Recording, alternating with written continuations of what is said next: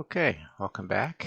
We will continue with the Parthenon and we'll take a look at the columns and how all the columns are different from the corners and the sides and the inner areas of the nose and see where we can go with that. But the same thing is going to happen. We're going to go in and we're going to actually write a little something about what we're doing. So let's just take a little information, copy this, slide it over here, and begin the next section. Our script's still moving pretty fast, and that's what I want you to notice is you can do a lot in Grasshopper if you're not taking things, the surfaces and solids early.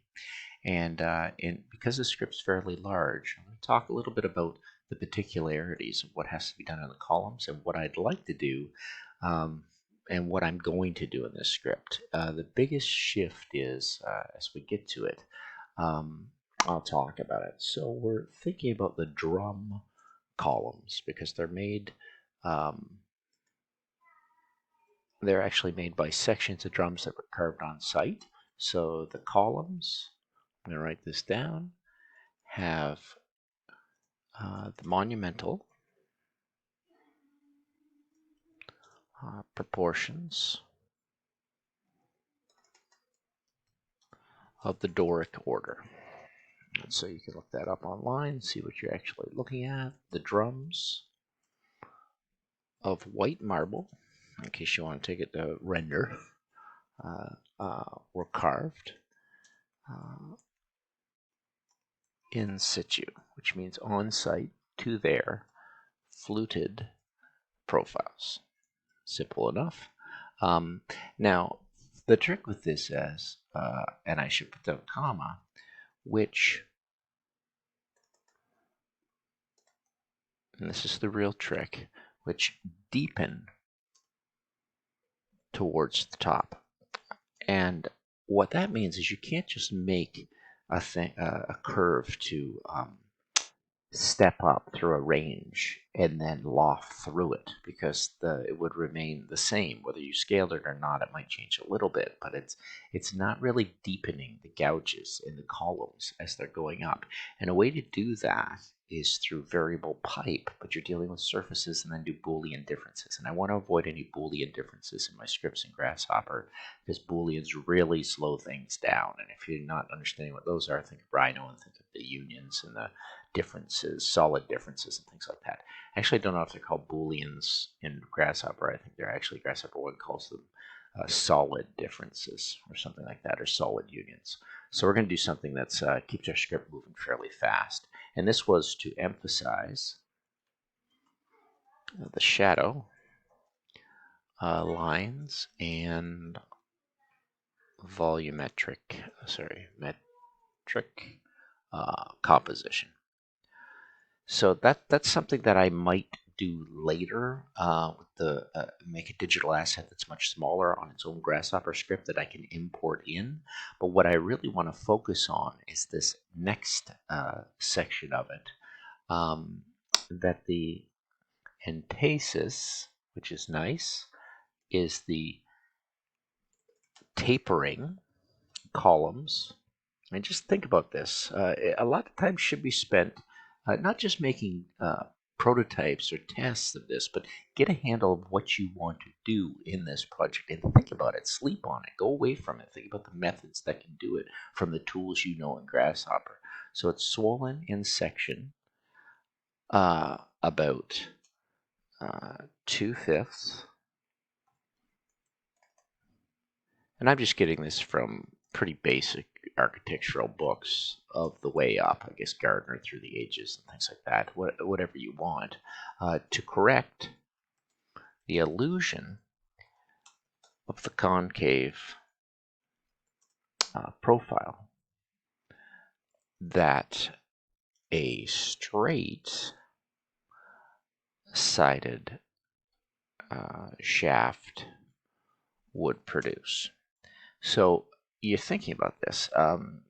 Obviously, I don't want the columns to be sitting just going straight up. It's kind of like playing between isometric and perspective and having to falsify your model so it perspectively looks correct. If you don't know what I'm talking about there, take anything you're looking at and play around in the, let me leave that for a second. I'm sure there's some spell errors. take a look at the view tools and realize that you can go to isometric and go back and forth to perspective, move it around in turntable, and realize how awkward that looks to the eyes. Well, if you do everything perfectly and immaculately kind of in grasshopper, then the model itself might not look as perspective illusion of what it's supposed to look like in real life. So think about what actually the Greeks were trying to do with this. So it can get pretty exciting if you start to break that down and think about the problems you're trying to solve. And I'm going to make a little note that the end columns. The end columns have a closer spacing and thicker diameter than the main columns. So you have to think about how you're going to have to change that, and incline diagonally towards the center of the temple. So we're going to have to treat those different, and this is to counteract their appearance of outward inclination. So we'll start with that. We'll think about that and see where we have to go after that.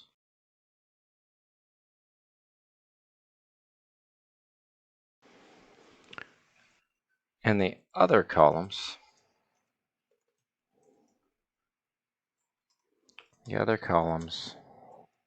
and without going into details, are inclined inward. And so we could start with that to think about what we have to do as the columns. And we can start thinking about this also in perspective mode. I'm just going to stretch this down because my picture's there. Start thinking about what we want to bring up. Obviously, my steps are a little huge. And you may notice with the first script that I did that my z value is actually the same. And it's not parametric in a sense that when I shrink, well, you'll see it in the first model. The little fine-tuning you might want to do to make this subtle drop in the stairwells different, because the stairwells of mine are much larger than what's predicted in the Parthenon. But what I want you to remember is that this is a learning tool. This is the model for you to learn Grasshopper, to make your own creative new ideas and gain access to a lot of nodes and a way of thinking with data structures and thinking about the param viewers and what's coming out of the nodes to generate your own work. So you'll learn something new throughout the process, so just stick with it. I'm going to stay with top view to begin with because we're going to orient anything new. And if we get too many models in here, like I said, you're going to want to move to digital assets and other programs that you import.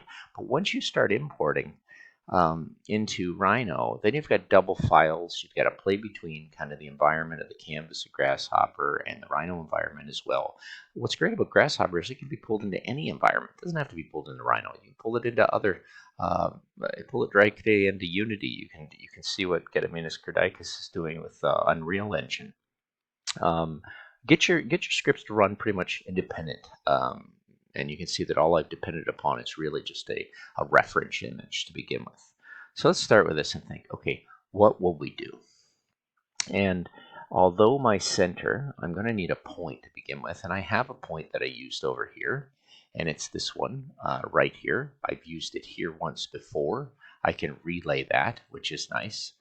You can't relay off of a hidden wire. I didn't know that, but you can't do it. But I'm going to borrow another point in a container from that center point, because that's the one I want for my reference image that I settled. And I'm going to pull that down so everything becomes interdependent. And I may, at that point, get rid of it so I can control my spaghetti as much as I can.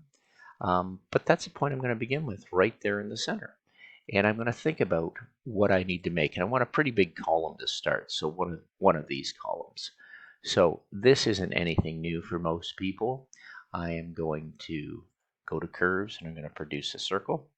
And there we go. And that is a little oversized to what I want, so I will want to change that radius. And that radius can be by typing a 1.00. I use a lot of shortcuts that kind of might slow people down in my video tutorials, but I'm going to bring this one down to pretty much the size of what I think would be one of those other ones. So I'm just taking a look and I'm just eyeing it. The best thing about working parametrically, and my friend Matt Bell says this, is you don't know what your outcome is to start. So that's where the sense of discovery and free play really is within this. What I'd like to do is use my curve tools and use what so often is used, dividing curves. And at some point when I divide my curves, you'll see as I divide them, I'm going to put on a count that's more comparable to, I think I have a slider in here in my old script. And we may make it parametric, so we'll just leave it as 18. Not that we need to go up to 100, but we have 18 points of where we might want to take these areas. And I want to produce at those points other circles, but I want to produce other circles at those points that actually are a multiplier. And I really, with maths, do not use subtraction and division if I can help it, unless it's necessary. I think the multiplication tool is all you need of that initial number, which is not that one. My initial number is this radius. And then I can multiply that radius through by something because I want it to be smaller. So I'm going to keep my number slider at 1.00. So multiplying by a number between 0 and 1 obviously will allow me to shrink as opposed to divide. That radii is going to come in here, and there you go. See that I can pull those down. Now what I have is a column with these insets. And a lot of times people don't think of unions and differences and intersections as something to use with regions, but you've got to keep a file that's this big, and it's going to be much, much bigger. To keep it moving, you've got to do all of your geometries, and if anything, try and keep it what a programmer would want in programming language to be fast in Python or in C#, which you can use up here in the math tabs. You could write this whole script in a similar way when you get better at it. And I have other videos like that, but I could also push you towards people that do it much better than me, like Jose Luis in Parametric Camp. Just for efficiency and speed. But to learn how to do that, that's why Grasshoppers is such a wonderful visual node script. So let's take a look at this as we're moving along. What I'm going to want to do is divide this curve. And what I chose to do was use a trim with regions. And just like working in Rhino, you'll find when you trim with regions, and this is a nice tool, you've got this outer circle and you have these inner circles, but I want to start to grab these parts that exist around here. So going into intersections, you're going to want to go to trim with regions and use this twice because you want this curve to be trimmed with these regions. And you can see the inside and out of these curves, and it's always a good idea to, when you have a node that shows everything that's been divided, you want to see the ones you've chosen and the ones you've not chosen, and those are the ones I want. I don't want the pieces between the circles. Nice tool. And then I also want to have an ability to grab either this side or that side of these circles being trimmed by this circle. So that's a nice way to grab. Very simple. I wish somebody had shown me that much earlier on. But if you know how to do it in Rhino, you should be able to do it in Grasshopper. And when I'm done, I can choose the curves I want, these ones and these ones. And I can simply go back to our curve tool in the utilities, which is actually right here. But I'm just going to pull it out of here. I'm going to join those curves. I'm going to hold down Shift to join them. And now I have a nice area that I can lift up into a different range. Now, like I said, I would not do this. I would use these points and lift it up, and I would use a variable pipe tool, which can thicken and thin. And I use, actually, I can show that if people have an interest in that. I don't really want to in this video because, like I said, the surfaces and Boolean differences that are required for it are going to slow down the script. Not too much, but enough when I start dealing in multiples. I might do it, I might not, but this is nice because you can play off of this multiplier to make those kind of deeper as you go. So as I go here, you see that I can kind of cut those in and out, and I meant to stay on here so you could see what was actually happening. I'm okay with that depth. and that spacing between, actually I wouldn't mind that spacing to be a little thinner between. There we go. But it's kind of uniform as it goes in, and it's going to stay uniform as I loft through and lift it. But I'll find a way to scale it differently. So what I'm going to do now is take these curves and start thinking about these curves in the perspective. So here they are as a column. I'm trying to build a column.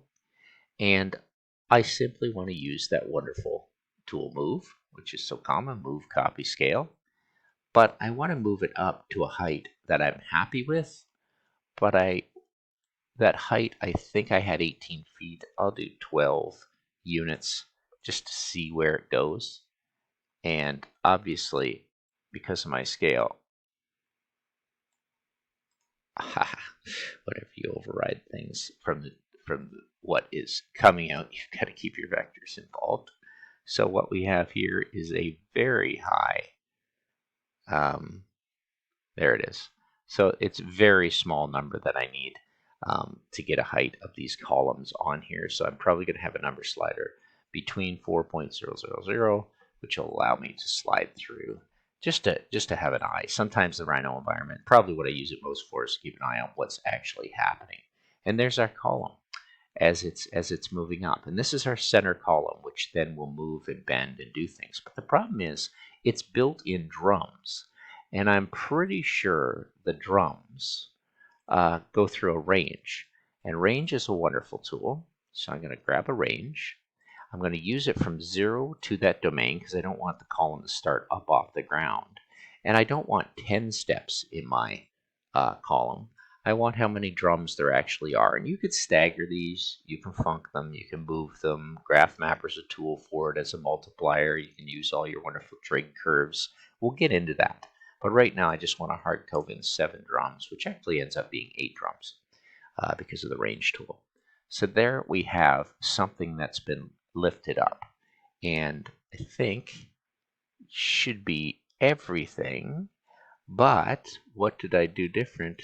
All of these curves are coming in and reading this list, and then it's reading these. What I have to do is make sure I flatten this data so I get everything lofting up. So there we go. And if you're not understanding what's happening with data, you can see it within the panel tool prior to the one closed planar curve. If I take this flatten off, it's going to break it down into all its parts and read all of them. And the other tool to look at is what is being read in the param viewer. You have all of these and a couple exercises. I can simplify the zeros. What's happening as it's moving through, and you can distinguish different geometries throughout this, which is nice, and how many items are on each list. I've got 17 on one, and I have 1 on all the remaining ones. So flattening is actually going to put them all into one branch with 1 item. So it's a nice tool to kind of think of your geometry, but think of it as data, what you're actually looking at. And your mind will slowly get more and more better at that, and you will choose within the set tools, whether it's path mapper or relative items or split tree, things that actually come in very common. And for grasshopper too, and people that have looked ahead, you're going to be dealing with sites, you're going to be dealing with paths, indexes, and I think they've really made it to kind of pull this stuff together. But for me, I love the shift tree, split tree. So I'm going to use that as much as I can to control data. And you're going to see that when I get into grid work here. But what we want to do is we want to do a little func to this column. And func is whenever I'm thinking trigonometrically. So I'm going to take these geometries again, and I am going to find the center of each of these geometries, which is a very good tool to come to the area tool because the geometries will output centroids. And if you just want to see what those centroids are, there they are already. You don't really need this because the node's showing it, plus it's giving a number data of what the radius of all of those are, which will change when we do this next. Downstream, it will change what happens. I'm going to scale. And I'm not going to do a non-uniform scale. I'm just going to use regular scale to these geometries around these centers. And I want a factor to make them bigger and smaller.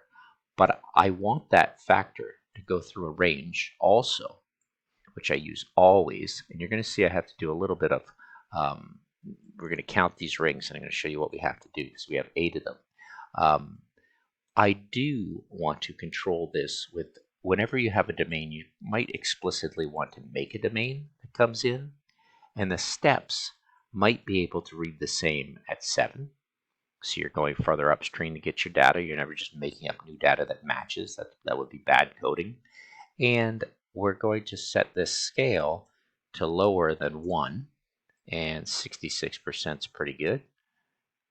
And if I put this in now as the factor, you'll see that those scales kind of work, but I'm starting at 0, and I actually want to start at a hard-coded 1. So it starts at 1 and moves down.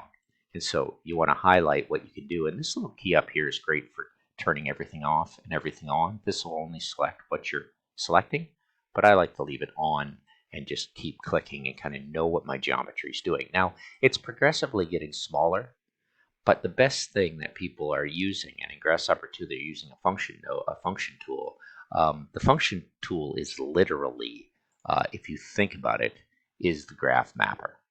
And if you haven't got a sense around graph mapper, you can take your data and you can activate some very simple curves, which is why Grasshopper 2 is so much more powerful, because you can do any type of curves mathematically. I'm going to grab the sine curve, and I'm going to be able to make this kind of flare out and flare in. So keeping the same base, you can see what happens. You start to really get some funky columns. If you wanted to really pull that bottom in and make it widen, I'm okay with it at its full size, kind of slumping out and then coming back into it. But you can visualize kind of what you want to do. And I think most people, what's nice about the function tool is you can see the mathematical polynomial. And then you can use that and drive that data numerically in Grasshopper 2. And that's really where my passion is with this. But this said, we've pumped it through. We've done our scale. We've done our factor. We have our objects for our loft, and we're just going to take that and output our loft and have our column. And the last thing I'll do is a simple cap. Now, some would go in and keep working on this like a digital asset. Now, the one thing I'm saying is that these aren't deeper at the top as they are at the bottom, which gives an illusion of shadow. It's a fine column for what I want to do. The only thing I'd like to do is stretch it up a little longer, have it be a little longer, and I can think of the size and height. But as for a column, this is going to do many, many different things. And I'm going to drive the data and pull it out of here as I go into the bottom section and start thinking about where do I want to orient these things. And this is where we have to go in and make a grid. So I'm going to stop for this video, which is nice to start. Maybe just as a bonus for people that want to think about what I'm doing. Let's try it another way here. Let's just take this, let's take it all the way up to the curve at the bottom, and let's just go right back to this initial curve and dividing the points. So I'm going to take off all of this stuff right here, and I'm just going to hit disable. I'm going to come back down to that point, and what I'm going to do is I'm going to do the same type of thing with it.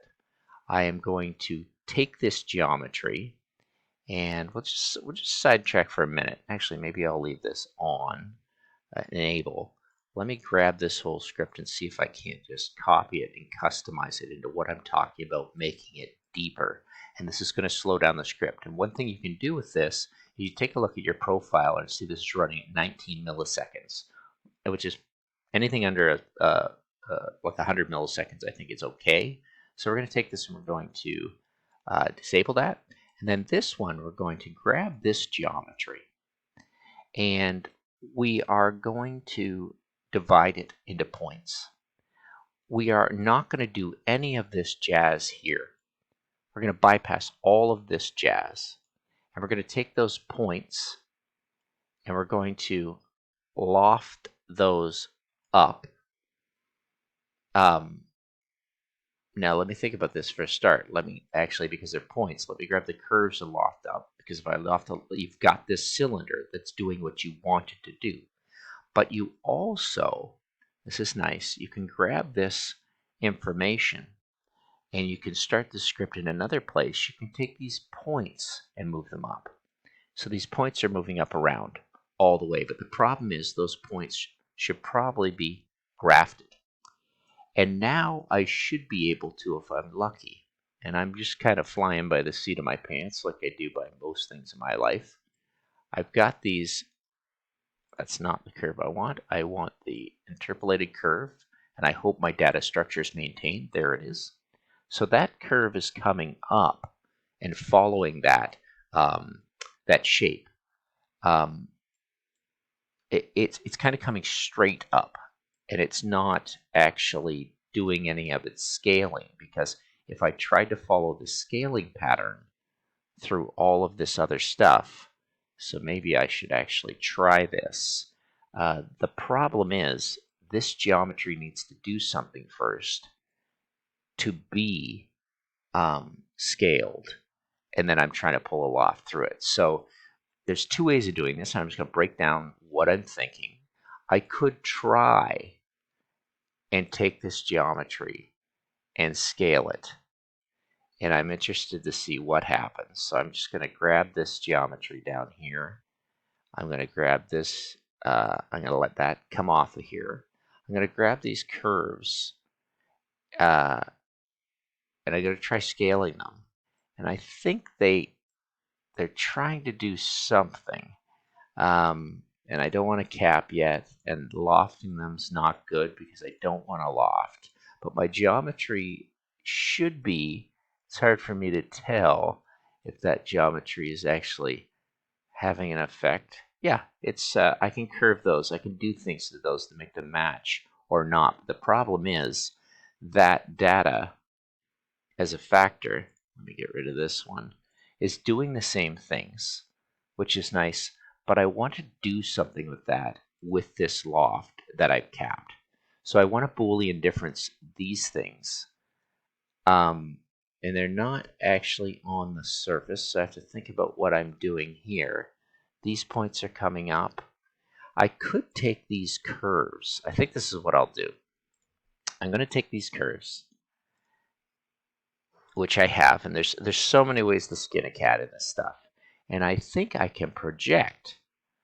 Let me see what type of projections. And you're running heavier and heavier scripts when you're doing this. I am kind of sidetracking, but you don't have to watch this part. Project point, project curve onto brep. So I want these curves to project onto this brep. And the direction has to be, and you can see the script is slowing down because it's asking me to do a lot. All of these curves are moving in one direction or the other.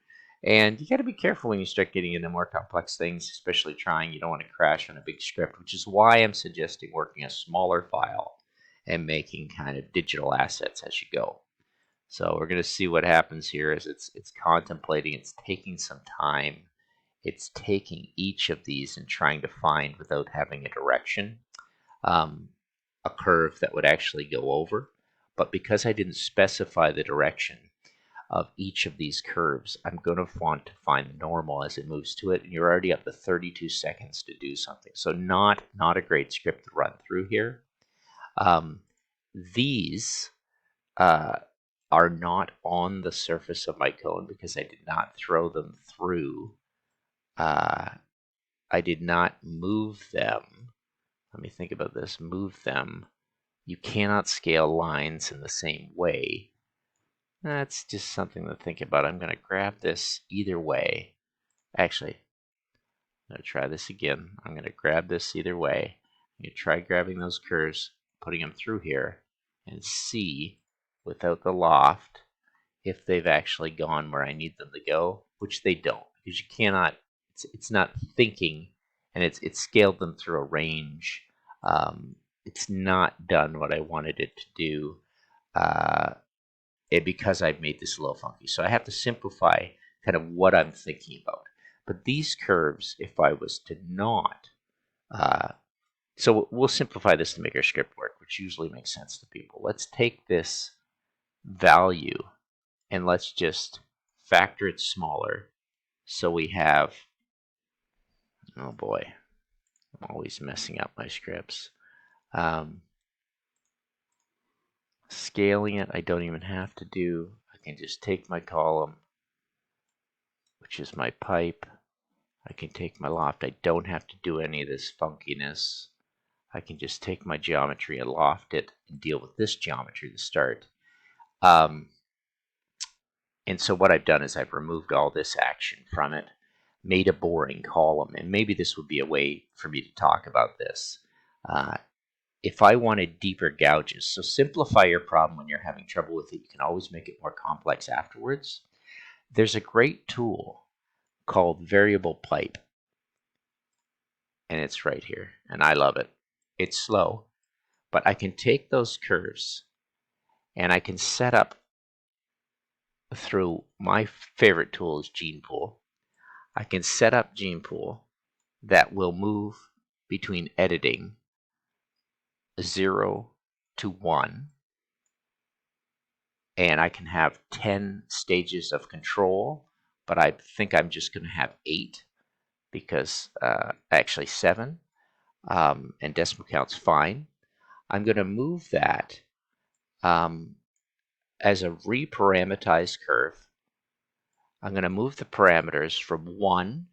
This is kind of nice because I can have it be thin, thin. You can set up kind of in your mind a kind of sine curve here as it goes through all the way to the end. It does have to start at 0, and it might have to go all the way to 1. I always am curious about that. These are where I want to set it as parameters, and they have to move from the one part of the curve to the other, but you have to match the data with the radii. It's a little bonus. I'm sorry, it's been a while since I was using this one. The radii of these smaller spheres, circles, if you think back, was a multiplier of this. So our result was 0.07. So I think this wouldn't be bad to pull this in and make a radii like that. But the problem is those curves have each gone to a massive radii. There they go. So you can see what's happening here. They're a little too big. So I need a much smaller number. Edit. We're going to go down to 0.1. We're going to see what happens here. So these are small circles. And let me think about where I am. Reparameterize curves. Where are they? Did I go too small? I have to think about this as we go up. If these are 18 different curves, they're counting the circle. Okay, those are the lines coming up. The parameters on those lines, each independently. There's 18 around. The radii I had before. Let me go back to editing. Pull that back up to 1. There they are. Okay, so I have very small numbers here. Those are the numbers I need. Let's pull them way down. So they're going to have to be really tiny to 0.1. So let's go back into edit and make this 0.1. 0.10 would work. So there we go. I probably want a higher decimal place. It was running fine there. I'm just not thinking about my math enough. Those are the points. These are getting big at the start. I want tiny, and I want progressively bigger. So I'm going to have to go in, bring up my decimal spots, start at very tiny, and slowly have them get deeper as they go in. You'll see these circles are getting bigger. I don't want any of the biggest ones above that, so 0.07. So I'm actually going to set my highest count to 0.07. That's what was going wrong. And then I should be able to have 0.07, 0.06, 0.05, 0.04, 0.02, 0.01, 0.03. And there you have these pipes that if I cap them, I'm sorry about the roundabout way, but it had been a while since I did that. And you have to think this way. I'm not trying to rush, but those objects to this object, they're thicker at the bottom and thicker at the top. And I'm not trying to put them on this graph. I'd have to do a little more research to get into here and just think it. Break your problems down into smaller problems. Solve what you want to do. You'll get back to this stuff in a minute. Sometimes I just group stuff like this and give it a color. It's just a nice technique like yellow as a warning. And if it's really not working, I'll make it red. But if something's working, I'm happy with this.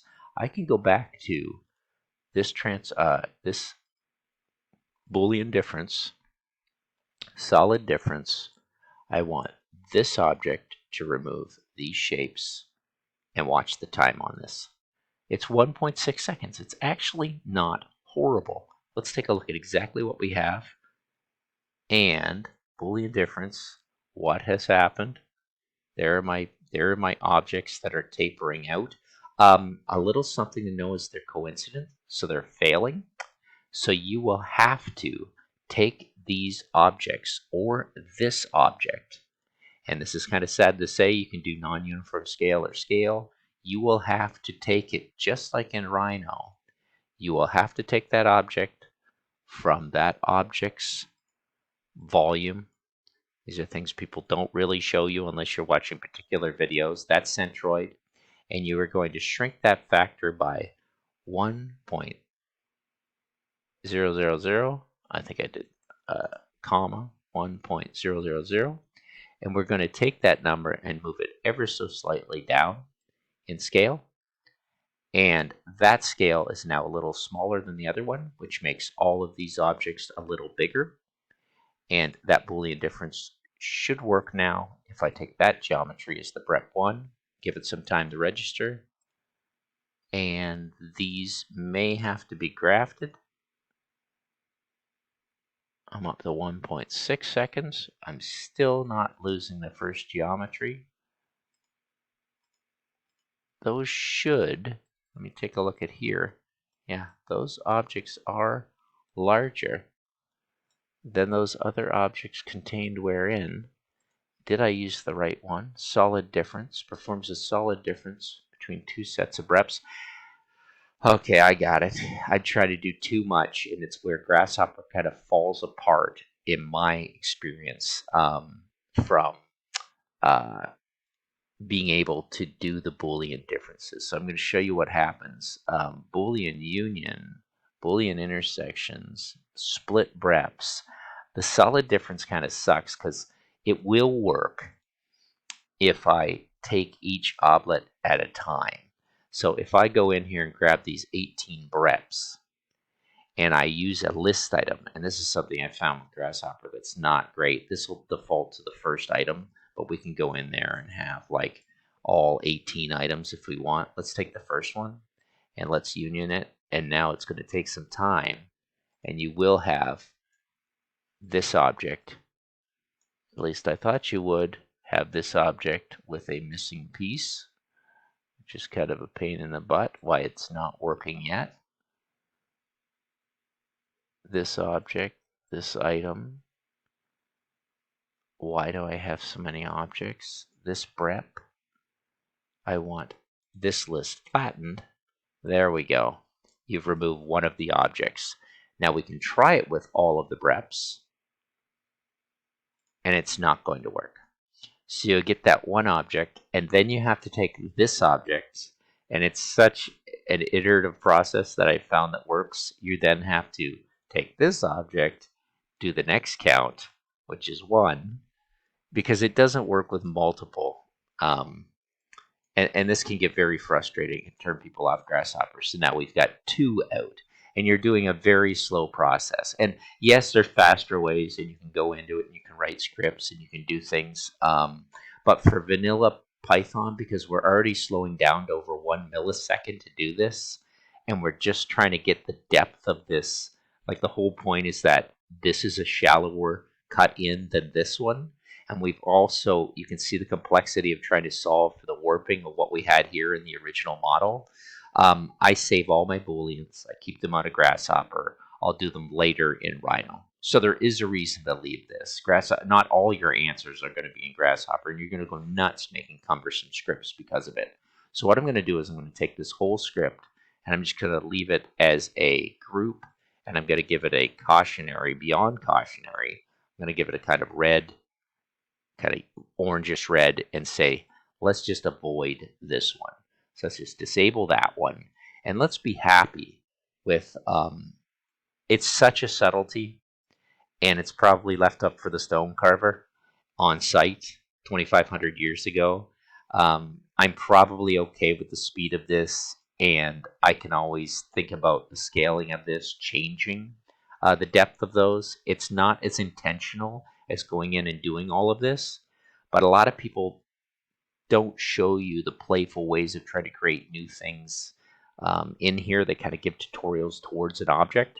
This will be enough for us to move forward and think about how are we going to address how that affects all of these different columns as we position them. And we're going to get now in the next video to making a grid and using the shift tree, split tree node to choose the data and places, and using masks with our panel tool. So this will be something to look forward to for those that have always been wondering about, okay, if I have a data structure, how do I mimic that with, let's say, 1 semicolon 2 or 0 semicolon, and then all values, and then I want to pull the indices through this list from 2 to 4.